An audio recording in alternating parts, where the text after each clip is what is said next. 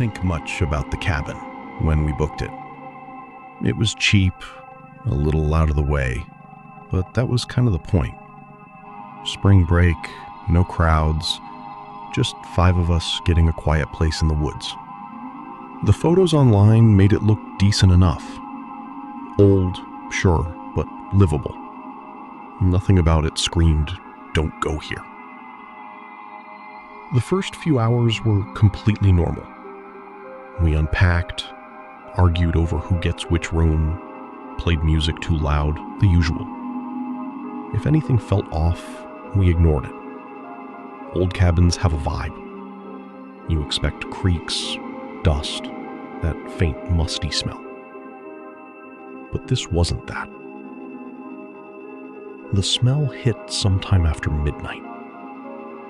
I remember because we were all still awake, half watching a movie, half scrolling on our phones, when it suddenly cut through the room. It wasn't gradual. It didn't creep in.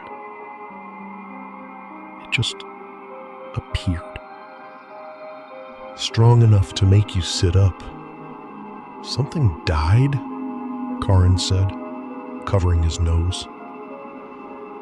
It wasn't just a dead animal smell, though. It was worse. Wet. Thick. Like swamp water mixed with rot. The kind of smell that feels heavy, like it's sticking to your skin when you breathe it in. We checked the obvious things first. Trash, sink, bathroom. Nothing.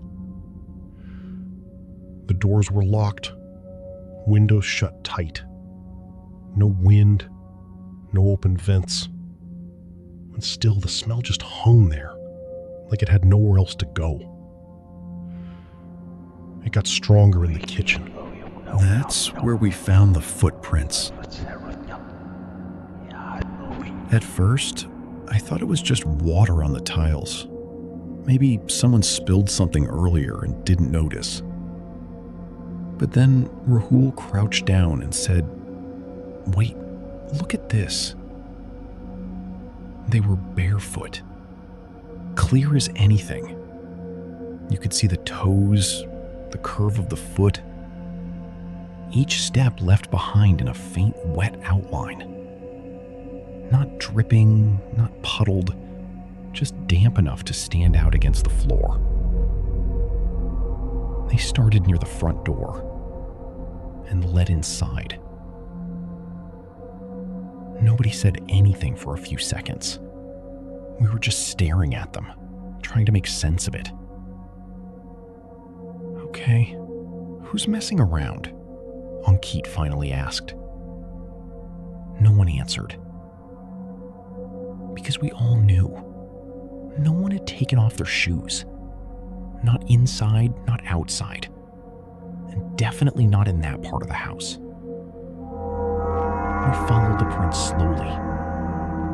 They moved from the door, across the kitchen, toward the darker corner near the pantry. Step by step, evenly spaced. Like whoever or whatever made them wasn't in a hurry. The front door was still locked. The chain was still hooked. There was no way someone had come in. And the prints didn't go back out. They just stopped. Right in front of the pantry. The door was slightly open. Not wide, just enough to show darkness inside. That's where the smell was strongest. It felt wrong standing there, like the air itself was thicker near that doorway. No one wanted to get closer, but at the same time, none of us could just walk away from it. Ankit pushed the door open. The smell got worse instantly. It was almost unbearable, like standing over something that had been rotting in water for days. The pantry itself was empty. Old shelves, nothing on them. No pipes, no leaks. Nothing that could explain the dampness under our feet. But the floor inside, it wasn't dry. It had that same faint wetness as the footprints, like something had been standing there for a long time. We didn't stay in there long. After that, everything felt different. We stopped joking around. No more music. Even the way we talked changed. Quieter. Like we didn't want to disturb something. The smell didn't go away. It moved. That's the only way I can describe it. It would fade from one room and then show up in another. Not constant. Just passing through. Around 3 a.m., I woke up for no reason. At least I thought there was no reason. Then I smelled it. Stronger than before. Right there in the room. I stayed still, listening. There was a sound near the door. Not footsteps exactly. More like something soft dragging across the floor. Wet. Slow. I didn't want to look, but I did. The door was slightly open. And for a second, just a second, I thought I saw something move in the gap. Long pause. Low to the ground. Not shaped right. Then it was gone. The smell faded with it. I didn't wake anyone up. I didn't even move.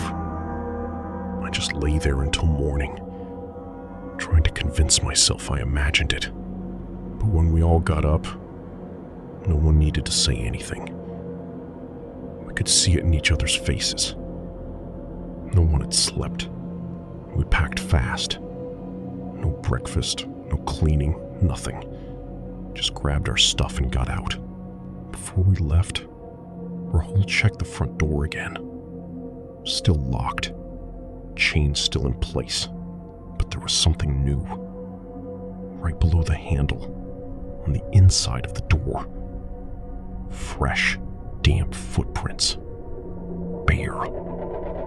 Facing inward, like something had been standing there, right in front of the exit, and never needed to leave.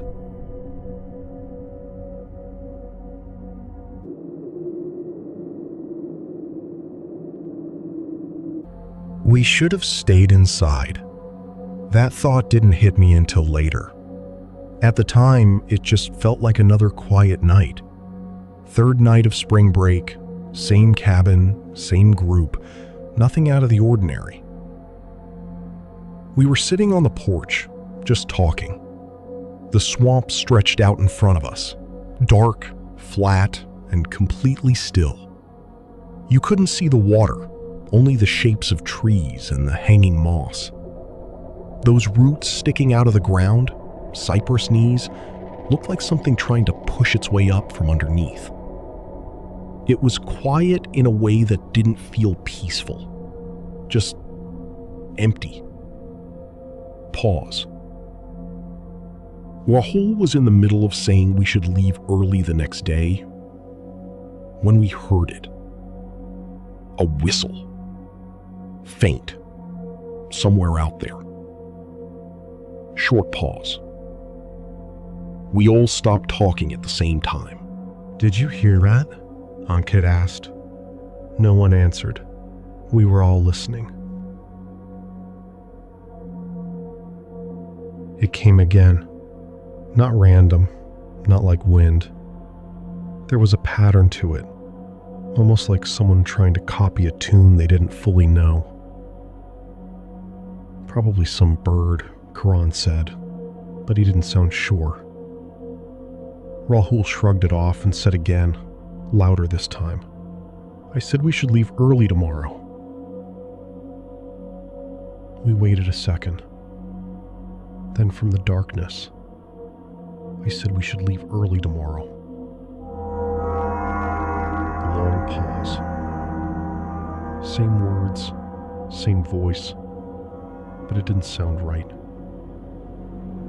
There was no delay like an echo, no fading. It came back too clean, too exact. Rahul didn't move. I didn't say that again. No one laughed. The swamp went quiet again, like it was listening. Then Ankit said under his breath, "Okay, that's not funny." A few seconds later, "Okay, that's not funny." Long pause. This time it came from further out, deeper between the trees. That's when it started to feel wrong. We weren't hearing echoes. Whatever it was copying us. Perfectly. Karan tried to play it off. "Hello?" he called out. The word disappeared into the swamp. Then came back. "Hello?" Same tone. Same hesitation. But closer. From a different direction. We all moved a little closer to the door, without really thinking about it. No one wanted to say anything else. But the sounds didn't stop. They came back in pieces. Little parts of what we'd been saying all night. Random words. Half sentences. Even small things like the way someone laughed or cleared their throat. It wasn't just repeating. It was picking things apart. Learning them. Rahul grabbed my arm. "Don't talk," he said quietly. "Just listen." So we did. For a moment, there was nothing. Then, from somewhere to the left, we heard Rahul's voice again. "Don't talk. Just listen." Every word matched, even the way he said it. Rahul was standing right next to me, not speaking. That's when it clicked. This wasn't an echo, and it wasn't far away either. We looked out toward the trees. That's when we saw movement. Something pale slipping between the trunks. Fast. Too fast to follow properly. It disappeared behind one tree and showed up behind another, covering distance that didn't make sense. "There," Ankit said. "Did you see that?" No one answered, but we all had. Another shape moved further back. Tall, thin, not shaped like a person, more like something stretched too far. Right up to the edge of the porch, we heard it. A soft, wet step. Then nothing. We got inside and shut the door hard, locking it right away. No one spoke. We just stood there, listening. At first, it was quiet. Then, a voice from right outside the door. Soft, clear, right against the wood. Mine. Inside. Now. I felt my stomach drop, because I hadn't said it like that. Not that calm. Not that slow. Then another voice. Rahul's. Then Ankit's. All of them just outside, speaking over each other, repeating us, trying us out, like they were getting it right. We didn't open the door. We didn't even go near it. We stayed in one room until morning. When the sun came up, everything looked normal again. The swamp was still, quiet, nothing moving between the trees. If we hadn't heard it ourselves, it would have been easy to say it was nothing. but none of us stepped off the porch before leaving. None of us wanted to get close to that water again. Because whatever was out there that night, it didn't sound lost. It sounded like it was figuring us out.